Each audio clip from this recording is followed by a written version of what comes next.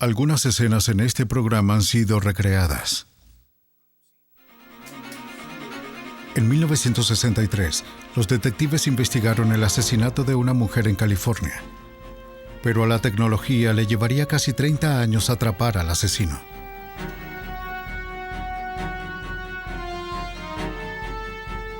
Una bolsa de basura es la única pista que tienen los detectives sobre la identidad de un asesino en serie. Hasta ahora su búsqueda ha encontrado solo fracasos. Pero una nueva tecnología de huellas dactilares les dará una última oportunidad para encerrar al asesino. En una investigación de asesinato en Vermont, la policía tiene a un sospechoso. Ahora todo lo que necesitan es evidencia sólida para condenarle. El caso se basa en una sangrienta pero distorsionada huella de la palma en el arma homicida. En los casos que parecen no tener esperanza, la ciencia encuentra una solución en las marcas reveladoras del agarre mortal del asesino.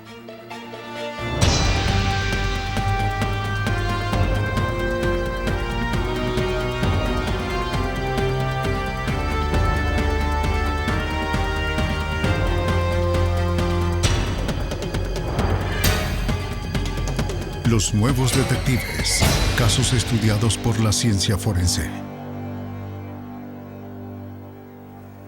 Agarre mortal. En 1985, un asesino en serie andaba suelto en San Diego, California. El asesino buscaba a prostitutas y otras mujeres. Las violaba y asesinaba. Luego dejaba sus cuerpos en basureros. Para atraparlo, la policía necesitaba identificar sus huellas dactilares, lo que resultó ser difícil de lograr.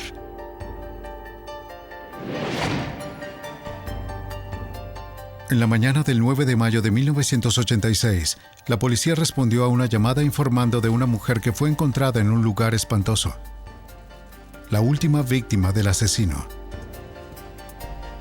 Cuando llegaron, vieron un sitio que se había vuelto muy familiar. Un cuerpo en un contenedor de basura.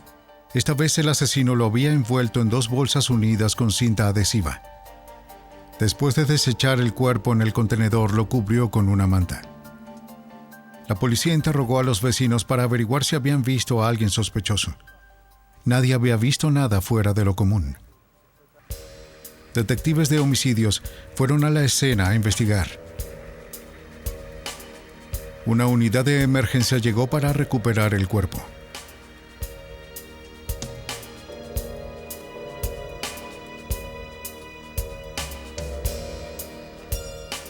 La víctima fue identificada como Joanne Sweets, una prostituta. La habían violado y estrangulado hasta morir. Varias de sus costillas estaban rotas. Esa era la tarjeta de presentación del asesino en serie. ¿El asesino eludiría a la policía de nuevo? Sería un caso difícil de resolver. Dado que la mayoría de las víctimas eran prostitutas, los asesinatos no siempre eran denunciados, o los pocos testigos presenciales no eran confiables. Pero esta vez los detectives pudieron levantar una huella dactilar del contenedor de basura. El detective Dan Hatfield formaba parte de un grupo de trabajo que trataría de detener la horrible ola de asesinatos antes de que la situación empeorara. El grupo de trabajo estaba compuesto por detectives del Departamento de la Policía de San Diego, el Departamento del Sheriff y la Oficina del Fiscal del Distrito. Principalmente todo el enfoque estaba en investigar a las mujeres que fueron encontradas asesinadas aquí en la ciudad. Hubo aproximadamente de 35 a 40 casos sin resolver. El caso de Joanne Sweets era el más reciente. Con un poco de suerte sería el último. Los detectives creían que el asesino vivía o trabajaba en el vecindario. Otros 2 cuerpos de prostitutas también fueron descubiertos en basureros cercanos. Varios meses antes, tuvimos a Tara Simpson, que fue hallada en el otro contenedor de basura adyacente al caso de Joanne Sweets. El contenedor de basura estaba ubicado en la T del callejón. A primera hora de la mañana, llamaron a la policía aquí. Encontraron el contenedor de basura completamente envuelto. El departamento de bomberos se percata que hay una mujer allí y que está gravemente quemada. Se perdió mucha evidencia debido al hecho de que ella se quemó gravemente. Varios meses después de que el cuerpo de Tara Simpson fuera encontrado aquí, subimos varias cuadras por el mismo callejón en el otro contenedor de basura donde se encontró el cuerpo de Trina Carpenter. Ella también había sido estrangulada, estaba envuelta en una bolsa de lona verde en ese momento. Hatfield estaba seguro de que el mismo hombre estaba detrás de la muerte de todas las mujeres, pero la investigación no reveló sospechosos. Una búsqueda manual de huellas dactilares en los archivos de la policía no arrojó coincidencias con la huella hallada en el contenedor donde estaba el cuerpo de Sweets. Quien dejó la huella no tenía antecedentes penales. El caso quedó sin resolver. 3 años más tarde, la experta en huellas digitales, Diane Donnelly, se unió al grupo de trabajo para colaborar en el caso de Joanne Sweets. Me asignaron este caso en 1989 a petición del Departamento de Homicidios, y este es uno de los casos en los que pidieron regresar y reexaminar algunas de las pruebas, para ver si hay algo más que se pueda hacer en este momento. Ella supo que los expertos en huellas dactilares ya habían intentado usar una sustancia química llamada violeta de genciana para sacar huellas de la cinta adhesiva que sostenía las bolsas de basura alrededor del cuerpo. El proceso puede exponer huellas dactilares dejadas en superficies pegajosas. Cuando un dedo toca el lado adhesivo de la cinta y se retira, las células de la piel quedan en la cinta. La violeta de genciana tiñe esas células, revelando la impresión. El experto repitió el proceso una y otra vez, pero no pudo levantar una sola huella.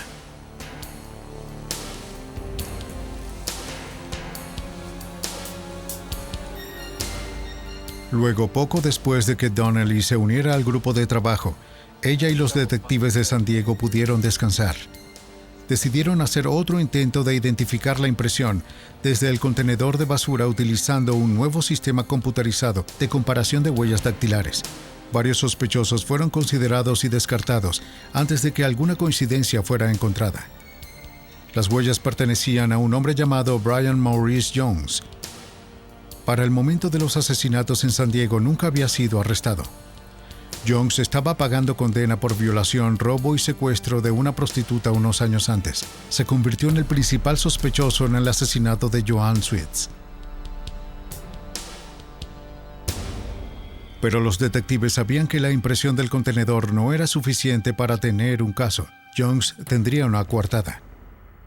Su madre vivía en un edificio adyacente al callejón donde se había encontrado el cuerpo de Sweets. Se podría suponer lógicamente que su coartada sería que había sacado la basura de la casa de su madre, así que necesitábamos algo más concreto. El clavo proverbial en el ataúd que lo vincularía a este asesinato y a otros asesinatos en San Diego. Incluso sin una impresión, Dan Hatfield tenía el fuerte presentimiento de que Jones había asesinado a Joanne Sweets y a las demás.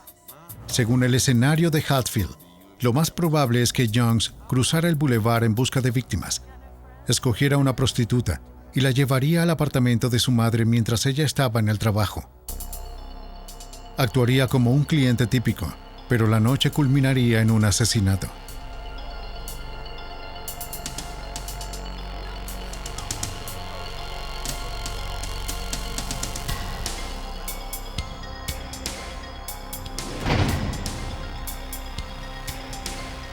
Después envolvía el cuerpo y se lo llevaba al basurero.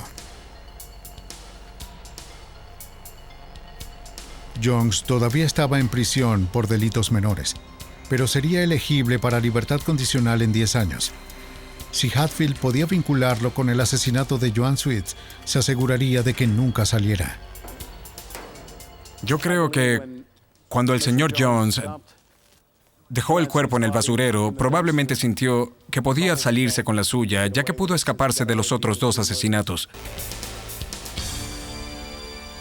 En su esfuerzo por demostrar la culpabilidad de Jones, los detectives pondrían sus esperanzas en el último método tecnológico para detectar huellas dactilares.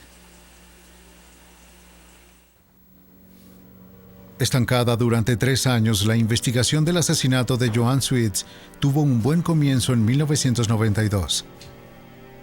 Los detectives se enfocaron una vez más en las bolsas de basura que el asesino usó para envolver a su víctima. 6 años antes no se encontraron huellas en las bolsas. Pero Dan Hatfield y Diane Donnelly estaban seguros de que las huellas estaban allí. En el momento en que estaba investigando estos casos, tuve la sensación de que en realidad había huellas latentes en las bolsas de basura. Simplemente no estábamos usando la técnica correcta. Estuve investigando, hablé con el FBI. Lo que me dijeron es que había una técnica que se estaba utilizando en Inglaterra y también en Canadá con la Real Policía Montada de Canadá. Una técnica llamada deposición de metal al vacío. En ese momento llamé a Canadá. Descubrí que, de hecho, estaban usando esta técnica para extraer impresiones latentes de plástico y que estaban más que felices de ayudarnos en el caso. Donnelly llevó la evidencia a los laboratorios de la Real Policía Montada de Canadá en Ottawa. Tenía esperanza, pero las huellas tenían 6 años. ¿Se habrían degradado demasiado para que el proceso funcione? Estaban muy contentos y dispuestos a ayudarme en este asunto, pero no eran demasiado optimistas en cuanto a encontrar huellas identificables. El proceso, conocido como deposición de metales al vacío, se desarrolló en los Estados Unidos, pero la mayoría de las jurisdicciones no tienen el dinero para utilizarlo. Se utiliza más ampliamente en Europa y Canadá. Su principal aplicación es sobre plásticos.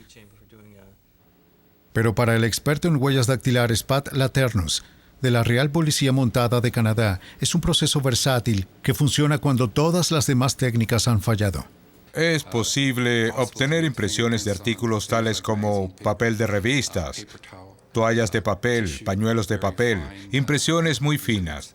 Tiene una aplicación limitada en algunos de sus usos, pero en realidad cuando no hay otra forma de hacerlo, funciona. Si tomamos la mejor exposición, la mejor muestra de plástico sólido, es cuestión de mantenerla limpia y luego colocarla dentro del portaherramientas de la cámara. Manejando la evidencia con cuidado, Laternus la coloca en la cámara. Unos pocos miligramos de oro se depositan en un elemento calefactor.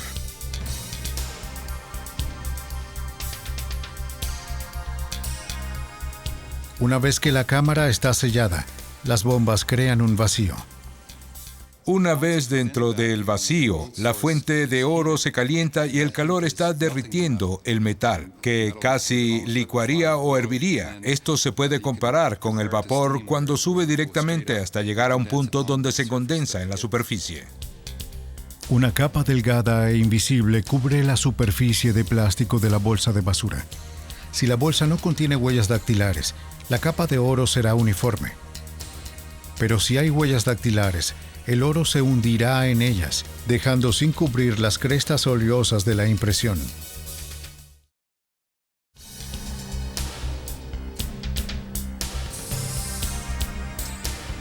El proceso se repite con unos pocos miligramos de zinc.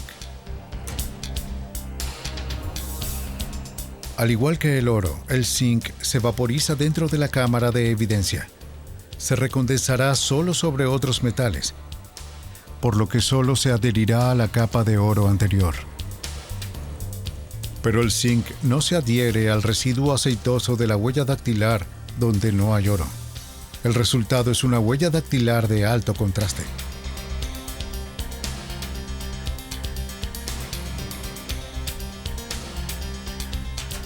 Las bolsas se sacaron de la cámara y se inspeccionaron. Este momento haría o desecharía el caso contra Jones. Después de 6 años ocultas, las huellas en las bolsas finalmente se hicieron visibles. Y con ellas, un caso que parecía no tener solución despejó un gran misterio. Sabíamos que esta muestra tenía 6 años, que era un homicidio, lo que lo convirtió en un caso de alto perfil. Y fue muy emocionante ver las huellas cuando las sacamos de la cámara. Las impresiones latentes encontradas en las bolsas de basura coincidían con las huellas de Brian Maurice Jones. El proceso de deposición de metales al vacío permitió a Hatfield y Donnelly conectarlo con el asesinato. El clavo en el ataúd era, de hecho, las huellas latentes que se tomaron de las bolsas de basura y que volvieron a coincidir con Brian Jones, sin lugar a dudas. No había manera de que él refutara el hecho de que estas eran las huellas de alguien más. Ese fue el clavo en el ataúd, en lo que a mí respecta. En 1996, el estado de California juzgó a Brian Maurice Jones por el asesinato de Joanne Sweets y varios delitos relacionados. Fue juzgado y condenado a muerte. Los avances en la ciencia de la detección de huellas dactilares habían resuelto un caso que parecía casi imposible. Me siento muy bien al respecto. El hecho de que a pesar de que estas víctimas eran prostitutas, también eran personas. Y creo que con su condena, creo que tuvieron su día en la corte. Y se hizo justicia. El proceso de deposición al vacío reveló las huellas dactilares de Brian Jones y logró su aprehensión. Pero fue una computadora lo que lo identificó por primera vez. En otro caso de California, los detectives utilizaron la tecnología informática para perseguir a un asesino durante 3 décadas.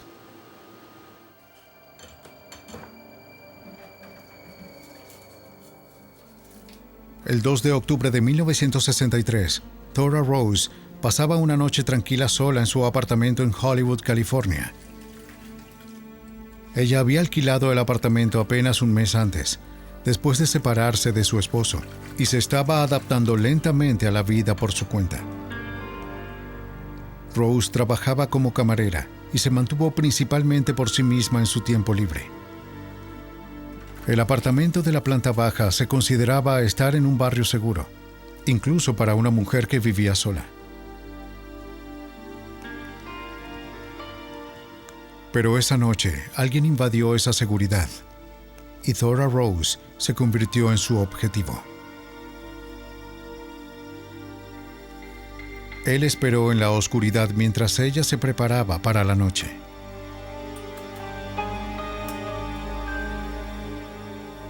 Cuando sus luces se apagaron, él hizo su movimiento.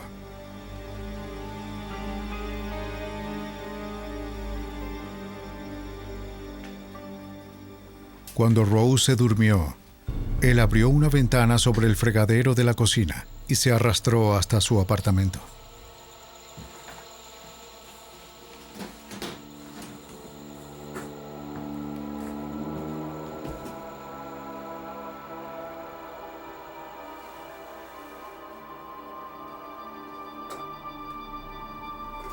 Una vez adentro, se deslizó a través de la cocina y luego hacia el dormitorio.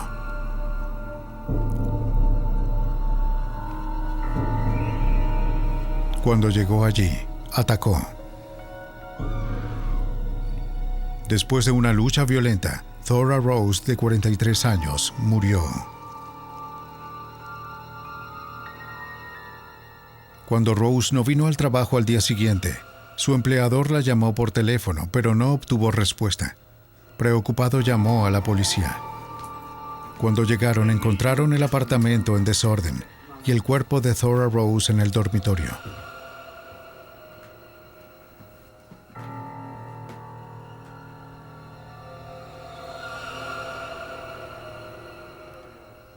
La policía interrogó a los vecinos, pero nadie había visto a nadie entrar o salir del apartamento de Rose. ¿Notó algo extraño? ¿Alguna persona? Nadie oyó una sola cosa. No vi a nadie. Fue uno de los peores crímenes que el tranquilo vecindario de Hollywood había experimentado. Casi 35 años después, el detective de la policía de Los Ángeles, Mike McDonald, visitó la escena del crimen. Hollywood en ese entonces era un lugar completamente diferente a como lo es hoy. Quiero decir, cuando piensas que Hollywood en el 63 seguía siendo la industria del cine, muchas residencias unifamiliares aquí, un par de edificios de apartamentos, un mundo completamente diferente. La tasa de criminalidad era prácticamente nada para comparar lo que es hoy. Hollywood ahora estamos promediando de 50 a 60 homicidios por año. En 1963 tenía 4. El asesinato causó un gran revuelo. La División de Homicidios del Departamento de Policía de Los Ángeles le dio la mayor prioridad al caso. Al principio, solo 2 detectives fueron asignados al caso. pero el número aumentó rápidamente a 6. Finalmente, 32 oficiales uniformados y 2 sargentos se unieron a la investigación. Recorrieron el barrio por un sospechoso. Dentro del apartamento, los expertos buscaron huellas dactilares. Había huellas de palma de mano y huellas digitales en la cocina y en toda la casa. Hubo 27 huellas dactilares que se levantaron dentro de la residencia que va desde la ventana delantera hasta el dormitorio. Los policías que trabajaban en el barrio no encontraron nada. Depende de los expertos en huellas dactilares para resolver el caso. Con el largo rastro de huellas dactilares dejado atrás, los detectives estaban seguros de que atraparían al asesino. Su confianza estaba bien fundada. Durante más de 100 años, la toma de huellas dactilares ha demostrado ser una de las formas más efectivas para conectar delitos a los delincuentes. La ciencia se remonta a 1880, cuando el médico escocés Henry Faulds sugirió que los patrones de crestas en los dedos y las manos podrían ser útiles para identificar a los delincuentes. En 1901, Scotland Yard adoptó la idea y el resto del mundo pronto la siguió. Las huellas dactilares funcionan por 2 razones. En primer lugar, no hay 2 personas que compartan patrones de impresión. Y segundo, las huellas dactilares de una persona no cambian a lo largo de la vida. La piel de los dedos y las manos humanas tienen patrones elevados llamados crestas de fricción, que nos ayudan a agarrar objetos con más firmeza. Están constantemente recubiertos con una película de transpiración proveniente de poros pequeños. Las curvas, los bucles y otras características de las crestas pueden ocurrir en miles de millones de combinaciones. En la escena del crimen, el autor puede dejar huellas notorias si toca sangre, grasa u otra sustancia oscura. Si tocó algo suave, como una masilla, las huellas dactilares pueden quedar impresas en su superficie. Pero la mayoría de las huellas dactilares son invisibles, conocidas como huellas dactilares latentes. Están hechas de alrededor de 98% de transpiración y 2% de aceite corporal. Las dejamos en prácticamente todo lo que tocamos. Al igual que la película en una cámara, deben ser desarrolladas para ser vistas. Los expertos en huellas dactilares del laboratorio del Departamento de Policía de Los Ángeles han confiado en los polvos para hacer visibles las impresiones latentes. Ha sido uno de los métodos más comunes y efectivos desde que comenzó la toma de huellas dactilares. Cuando se aplica ligeramente con un cepillo de pelo de camello, el polvo se adhiere a la humedad de la huella dactilar, lo que proporciona una imagen detallada. El detective luego levanta la impresión con una tira de cinta transparente y la coloca en una tarjeta con sus iniciales, la hora, la fecha y la ubicación de la impresión. Esta información detallada es vital si la impresión se utilizará como prueba en el tribunal. En el caso de Thora Rose, se encontraron las huellas de los dedos y la palma en su apartamento de Hollywood. Se tenía que demostrar que pertenecían al perpetrador. Siempre existe la posibilidad de que puedan pertenecer a otra persona. Los detectives obtuvieron lo que se llaman impresiones de eliminación de todos los que tuvieron contacto con Thora Rose. Pudieron comunicarse con esas personas de los restaurantes, los lugares donde trabajaba y tomaron las huellas dactilares de todo lo que había allí. Llegaron tan lejos como a los repartidores locales, a los que servían y repartían pollos, también al personal de correos, de periódicos, y cualquier persona que tuvo contacto con ese lugar también fue revisado.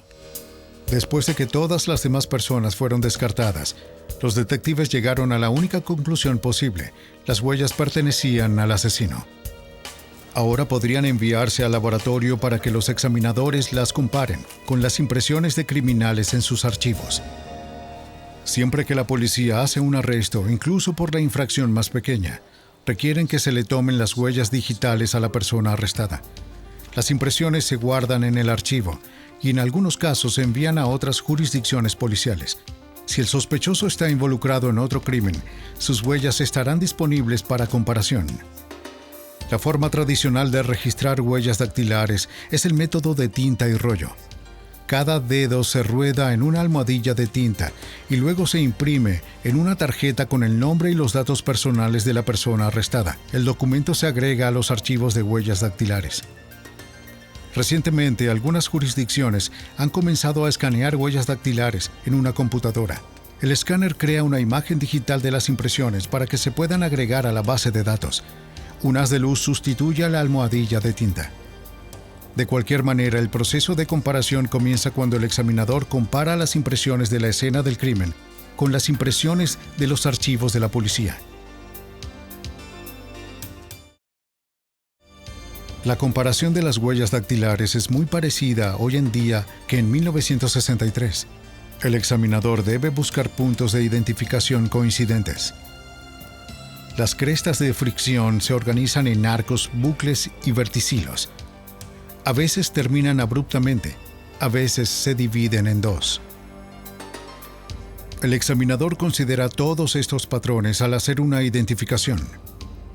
Si coinciden suficientes, entonces puede estar seguro de que está viendo las huellas de la misma persona. En el caso de Thora Rose, los detectives de Los Ángeles revisaron todas las huellas digitales en sus archivos. Cuando ninguno coincidió, enviaron un detective a la capital del estado en Sacramento para expandir la búsqueda en todo el estado. Recorrió cada archivo mirando las asombrosas 30,000 huellas dactilares. El trabajo tomó meses. Pero aún así, nada coincide. Quiere decir que llega a un punto que ponen un increíble número de horas de trabajo en este caso, e incluso con todo lo que han hecho, lo que probablemente sea mucho más de lo que podríamos hacer hoy con nuestros crímenes y todavía no se llegó a nada. A pesar de que el asesino había dejado muchas huellas dactilares, los detectives no podían hacerlos coincidir con nadie con antecedentes policiales. El caso no fue resuelto. El caso fue archivado. Y el asesino de Thora Rose quedó en libertad. Pasarían 30 años antes de que el tiempo y la tecnología lo sacaran a la luz. 3 décadas después del asesinato de Thora Rose, un nuevo sistema computarizado de comparación de huellas dactilares se puso en línea. El Sistema Automatizado de Identificación de Huellas Dactilares, o AFIS, prometió revolucionar el campo de la identificación de huellas dactilares. Realiza comparaciones de impresiones en una fracción del tiempo que tomó usar el método anterior. El examinador de huellas dactilares Donald Keir fue uno de los primeros en el Departamento de Policía de Los Ángeles en utilizar AFIS. El sistema de huellas dactilares tomó algún tiempo en utilizarse. Era nuevo. Tomó tiempo para utilizarlo y teníamos muchos crímenes que resolver. Keir y sus colegas utilizaron por primera vez AFIS para hacer coincidir las impresiones recopiladas de los delitos actuales contra aquellos en los archivos de AFIS. Luego intentaron un experimento para ver si el sistema podía resolver casos antiguos al hacer coincidir las impresiones no coincidentes previamente. Eligieron 50 viejos casos de homicidios para probar. ¿Podría AFIS dar nueva vida a los casos muertos? Para averiguarlo, Keir fue a los archivos en el sótano del Departamento de Policía.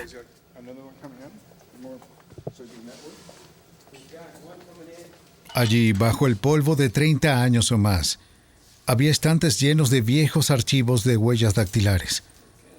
Fueron reunidos de toda clase de crímenes, algunos resueltos, otros no. Uno de los archivos que sacó contenía huellas del asesinato de Thora Rose. Fue el caso más antiguo seleccionado. La posibilidad de encontrar a un sospechoso después de casi 30 años parecía remota.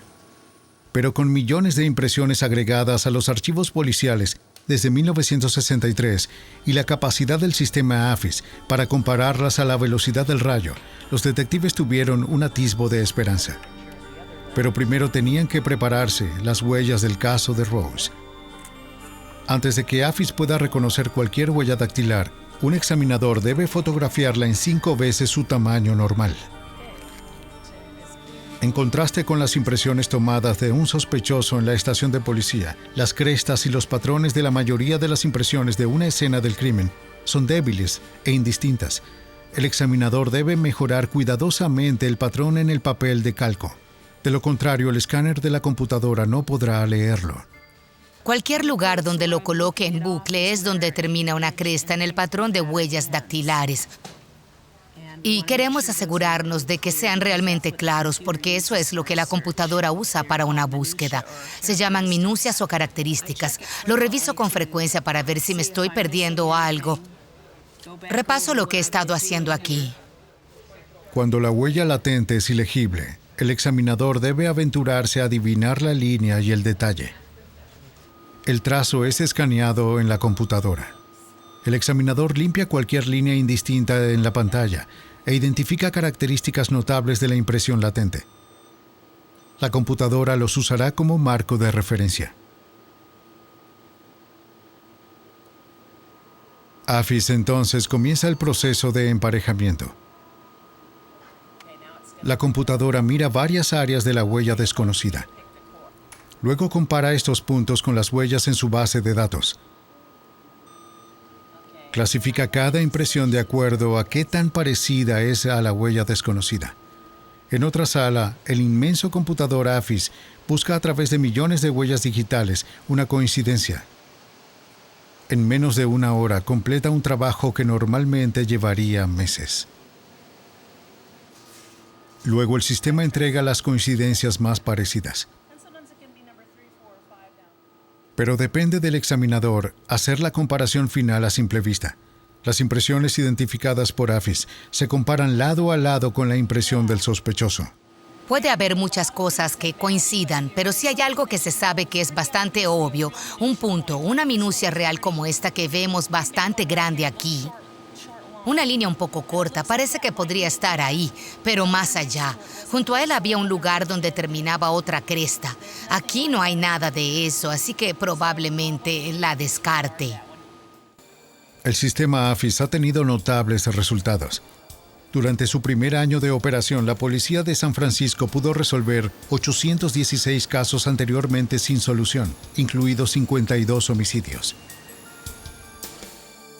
La policía de Los Ángeles esperaba un éxito similar con sus casos sin resolver. No se decepcionaron. Poco después de que ingresaron a las huellas dactilares del caso de Thora Rose, AFIS dio un golpe. La computadora produjo 3 sospechosos, entre ellos un hombre llamado Vernon Robinson. En 1963, Robinson no había sido arrestado porque sus huellas dactilares no estaban archivadas, pero había sido arrestado varias veces desde entonces, por lo que sus huellas eran parte de los registros de la policía. Los detectives que usaban AFIS lo acusaron como sospechoso. El detective Mike McDonough encabezó la nueva investigación. Mi principal preocupación era ver si el señor Robinson estuvo allí. Quería asegurarme de que no era uno de los detectives, un oficial de policía en la escena o un paramédico que por alguna razón no era amigo de la señorita Robinson y que realmente sus huellas dactilares simplemente estaban allí. Cuando se descartaron todas las demás posibilidades, McDonough llegó a la conclusión de que Robinson era el probable asesino de Thora Rose. Con eso, nuestra gente obtuvo las huellas dactilares adicionales. Comenzó la búsqueda manual de las huellas de la escena del crimen, comparándolas con las del señor Robinson y todas coincidían. Quiero decir que en ese punto no había ninguna duda al respecto. La policía de Los Ángeles rastreó a Robinson hasta Minneapolis, Minnesota, donde ahora era un hombre de familia con un trabajo administrativo en una compañía de mantenimiento. Él negó haber cometido el crimen e insistió en que en el momento del asesinato se encontraba en San Diego, en la base naval donde estaba internado. Pero los registros navales indicaron que Robinson había completado su entrenamiento para la fecha del asesinato. Su coartada era inútil. Lo que influenció al jurado fue que las huellas dactilares estaban ahí. No puedes negar eso. Quiero decir que no estábamos hablando de 1 o 2 huellas dactilares. Estamos hablando de 20 huellas o más que estaban en el punto de entrada en toda la casa y hasta donde la víctima fue descubierta. Después de matar a Thora Rose, Vernon Robinson logró evadir la captura durante casi 30 años. Su vida había cambiado, pero sus huellas digitales seguían siendo las mismas. Después de que fueron comparadas con las de la escena del crimen, Robinson fue declarado culpable de asesinato y condenado a cadena perpetua. Affis, un avance fenomenal en la identificación criminal, finalmente obtuvo justicia para Thora Rose. Aunque Affis ha mejorado dramáticamente las posibilidades de hacer coincidir las huellas dactilares con los criminales, es inútil sin huellas claras para trabajar. Pero las escenas del crimen a menudo son confusas y los delincuentes no siempre dejan sus huellas en lugares convenientes. En un caso en Vermont, una investigación de asesinato se basó en 2 huellas frágiles, mal colocadas, y el intento de un investigador en leerlas. En el Día de los Caídos, 1992, Glenn Michelson tuvo una fiesta.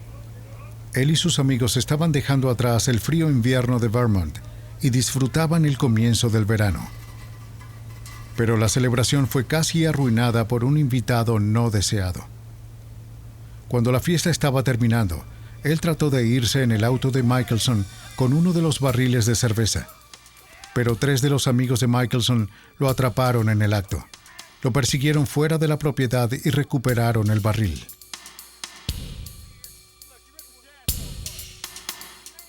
Una vez terminada la conmoción y vaciado el barril, los 3 hombres decidieron seguir celebrando en una taberna cercana. Michelson se quedó en casa.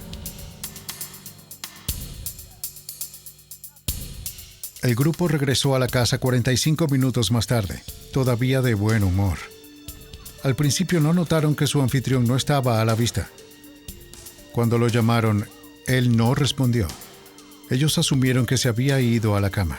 No fue hasta que uno de los hombres notó algo peculiar en otra habitación que la horrible verdad se reveló. Un bastón de esquí que parecía sobresalir del suelo estaba incrustado en el cráneo de Michelson. Llamaron a la policía del estado de Vermont, que llegó muy rápido a la escena.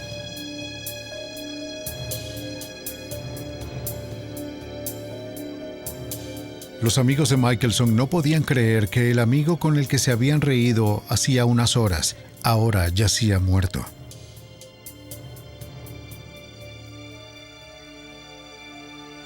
Mientras la policía hacía su informe, los detectives recorrían la casa en busca de pistas. Su inspección de la brutal escena del crimen reveló un cuchillo con sangre en el fregadero de la cocina.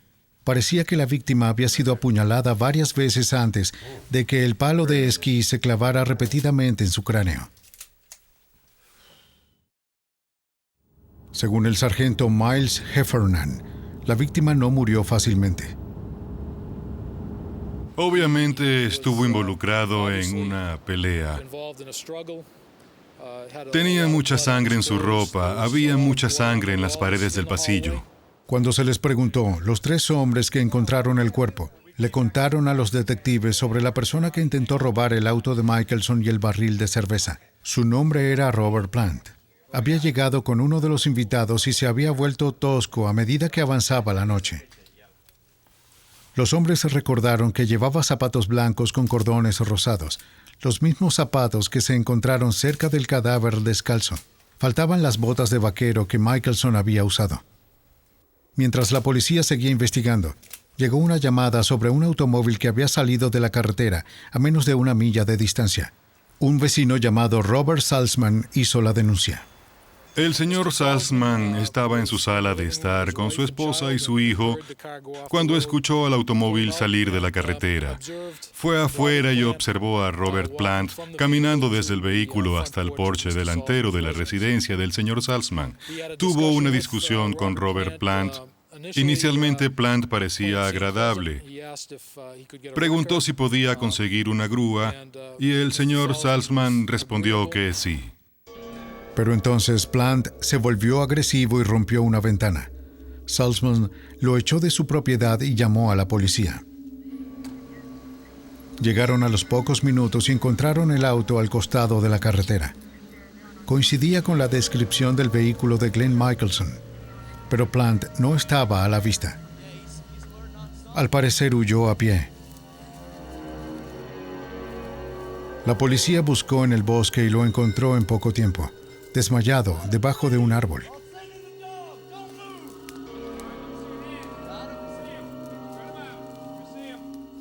En sus pies estaban las botas de vaquero de Michelson.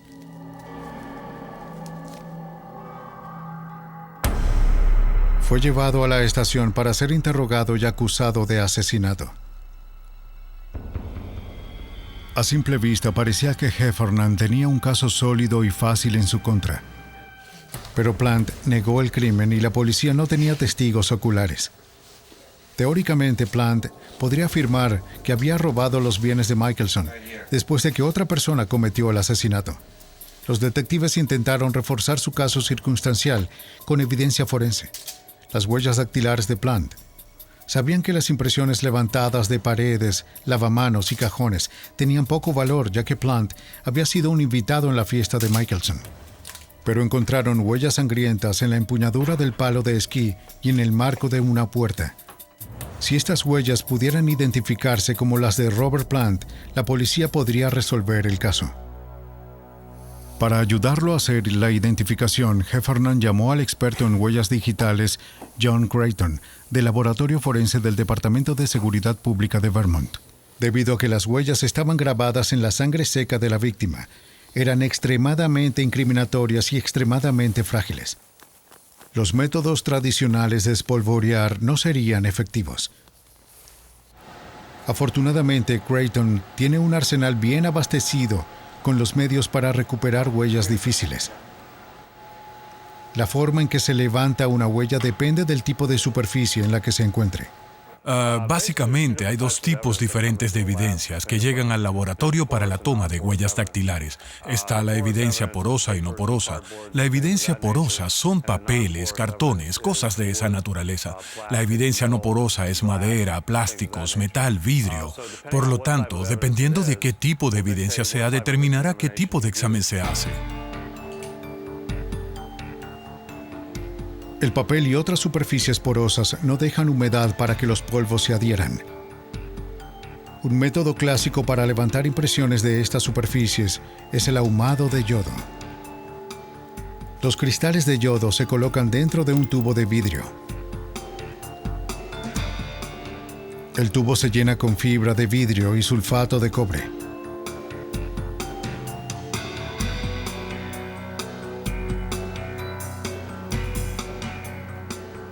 El aliento que pasa a través de los cristales los calienta, creando humos. Cuando los vapores alcanzan las huellas dactilares, el yodo reacciona con los aceites grasos, haciéndolos visibles. Un inconveniente de este método es que las impresiones desaparecen en aproximadamente 20 minutos cuando el yodo se evapora. Deben ser fotografiadas después de echar humo, para que la policía tenga un registro de ellas. Otra forma de encontrar huellas dactilares en un papel es rociar la superficie con un químico llamado ninhidrina. La ninhidrina es un spray o un compuesto que reacciona con los aminoácidos presentes en la transpiración depositadas en los espacios de las huellas. La ninhidrina se rocía en el material poroso y luego se cataliza. La reacción se cataliza aplicando calor y grasa, generalmente con una plancha. Esto revela la huella más rápidamente, o de lo contrario, tendríamos que esperar de 24 a 72 horas para que aparezca por sí sola. Debido a que los aminoácidos en las huellas dactilares tardan mucho tiempo en desaparecer, la ninhidrina se ha utilizado para revelar huellas latentes de hasta 15 años. El superpegamento también se ha convertido en un elemento básico de los examinadores de huellas dactilares, técnicamente llamado éster de cianoacrilato. Se usa en superficies no porosas, como el plástico, donde las impresiones frágiles podrían ser fácilmente eliminadas cuando se aplican polvos. El superpegamento se usa a menudo para desarrollar impresiones dentro de un automóvil. El pegamento se vierte en un recipiente pequeño y se calienta. El auto está bien cerrado. A medida que se calienta el superpegamento, sus humos se adhieren a la humedad de las huellas dactilares latentes y las fijan en su lugar. El examinador puede utilizar los polvos tradicionales sin el peligro de destruir la impresión. El caso de Glenn Michelson plantea un conjunto diferente de problemas. La huella sangrienta del pulgar en el marco de la puerta, cerca del cuerpo de la víctima, era apenas visible y demasiado delicada para levantarla. Creighton pidió a los detectives que retiraran la sección del marco de la puerta que llevaba la impresión y se la enviaran para que pudiera examinarla en un entorno más controlado. El trabajo de Creighton era hacer que la huella en el marco de la puerta fuera distintiva sin arruinarla. Entonces podría compararla con la de Robert Plant. Primero tomó fotografías para tener un registro de las pruebas antes del procedimiento. ¿Quieres documentar cualquier impresión visible en el elemento antes de realizar algún proceso, ya sea físico o químico? Entonces, una vez que hayas hecho eso y hayas recuperado las fotografías de ese elemento con la latente visible, pasarás al siguiente paso, que sería algún tipo de mejora química o física dependiendo del tipo de evidencia. Creighton roció el marco de la puerta con una mancha llamada amido black. El químico reacciona con la sangre, oscureciendo la impresión y facilitando su identificación. El amido black es una tinta de proteínas. Mancha la proteína que se encuentra dentro de la propia sangre. Entonces, cuando las crestas o el contorno de la impresión en el dedo se depositen en la sangre, el amido black hará que la impresión sea más oscura. Le permite tener más contraste con el fondo. Las huellas dactilares sangrientas son muy frágiles en la mayoría de los casos, por lo que no se pueden levantar con cintas sin destruirlas, incluso después de que se hayan desarrollado con amido. En su lugar, Creighton fotografió la impresión mejorada. Cuando la comparó con la de Plant, coincidió. Pero Plant pudo haber tocado el marco de la puerta manchada de sangre después de que otra persona cometiera el crimen. Y la evidencia contra Plant debe convencer a un jurado de su culpabilidad más allá de una duda razonable. La evidencia irrefutable en el asesinato de Glenn Michelson aún no había sido procesada. Glenn Michelson había sido víctima de un asesinato horrible. Un palo de esquí atravesado en su cráneo. Robert Plant era el principal sospechoso, pero ¿podrían los detectives vincularlo con el crimen? La respuesta se encontraba en una sangrienta huella de la palma de la mano que quedaba en el agarre del arma. Para identificar la huella, John Creighton necesitaba fotografiarla. Primero tendría que hacerla más visible. Eso fue más fácil decirlo que hacerlo. El gran dilema era que se trataba de una empuñadura de palo de esquí negra y una impresión de sangre marrón rojiza oscura que se depositó en eso. Ahora, lo que tenía que hacer era mejorar el contraste, ya sea aclarando el fondo de la empuñadura del palo de esquí negro o aclarando la impresión de sangre en sí. Creighton iluminó la impresión con un Polylight, una lámpara que puede proyectar un amplio espectro de longitudes de onda. La luz produjo suficiente contraste para fotografiar la huella. Pero Creighton se enfrentó a un segundo problema. La curvatura de la empuñadura evitó que la lente de la cámara mantuviera enfocada toda la huella. Tuve que seguir girando la empuñadura del bastón de esquí para obtener suficientes características dentro del área del patrón o dentro de la huella latente que me diera suficiente información para hacer una identificación. Al manipular la empuñadura, Creighton pudo obtener una fotografía clara de la huella. Una vez procesado, comparó la huella con la de Plant. Coincidieron. Creighton había colocado el arma homicida firmemente en la mano de Plant.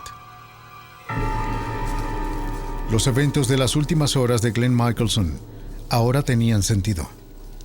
Los detectives creen que después de ser expulsado de la propiedad de Michelson, Plant se escondió en la oscuridad y esperó la oportunidad de volver a la casa. Una vez que los invitados se fueron, vio su oportunidad y actuó.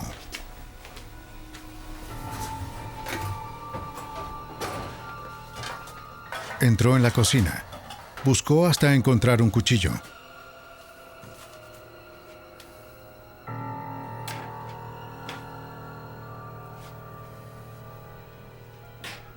Cuando entró en el pasillo, Michelson lo vio.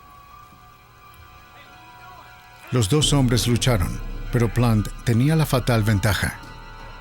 Apuñaló a Michelson repetidamente hasta que derribó a la víctima. Le quitó las botas a Michelson y se las puso en sus propios pies. Entonces se dio cuenta de que su víctima no estaba muerta.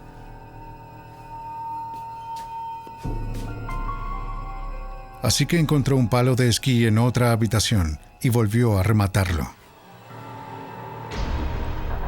Mientras empujaba el palo, puso su mano en el marco de la puerta para apoyarse.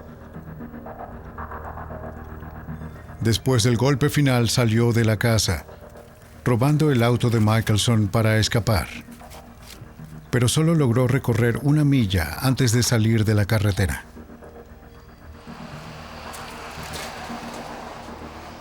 Las sangrientas huellas que analizó Creighton le dieron al detective Miles Heffernan la evidencia que necesitaba para condenar a Robert Plant. Fue muy convincente para el jurado. Es difícil de explicar. Tienes la huella digital del dedo en la sangre de la víctima en la moldura de la puerta. Y tienes la huella de la palma de la mano en el arma homicida. Cuenta la historia allí mismo.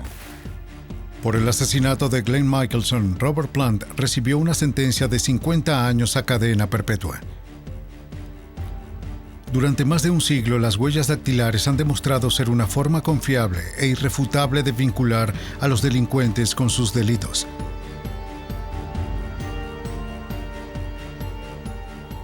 En el próximo siglo, su papel aumentará a medida que los científicos mejoren las formas de recuperarlos.